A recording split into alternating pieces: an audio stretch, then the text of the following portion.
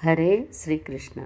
ಶ್ರೀಮದ್ ಭಗವದ್ಗೀತೆ ಅಧ್ಯಾಯ 9 ಶ್ಲೋಕ 16.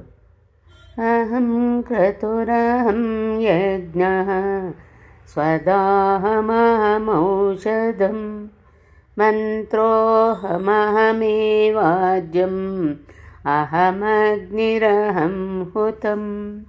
ಈ ಶ್ಲೋಕದ ಭಾವಾರ್ಥ: ಜ್ಯೋತಿಷ್ಠೋಮ ಎಂಬ ವೈದಿಕ ಯಜ್ಞವು ಕೃಷ್ಣನೇ, ಅವನೇ ಸ್ಮೃತಿಯಲ್ಲಿ ಹೇಳಿರುವ ಮಹಾಯಜ್ಞ.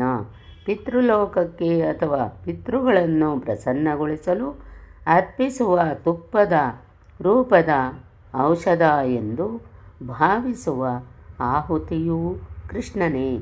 ಈ ಸಂದರ್ಭದಲ್ಲಿ ಉಚ್ಚರಿಸುವ ಮಂತ್ರಗಳೂ ಕೃಷ್ಣ.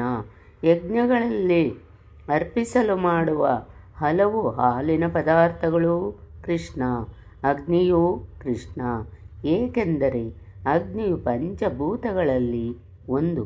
ಈ ಕಾರಣದಿಂದ ಅಗ್ನಿಯನ್ನು ಕೃಷ್ಣನಿಂದ ಬೇರ್ಪಟ್ಟ ಶಕ್ತಿ ಎಂದು ಹೇಳಲಾಗಿದೆ ಎಂದರೆ ವೇದಗಳ ಕರ್ಮಕಾಂಡ ಭಾಗದಲ್ಲಿ ಹೇಳಿರುವ ವೈದಿಕ ಯಜ್ಞಗಳು ಒಟ್ಟಿನಲ್ಲಿ ಕೃಷ್ಣನೇ.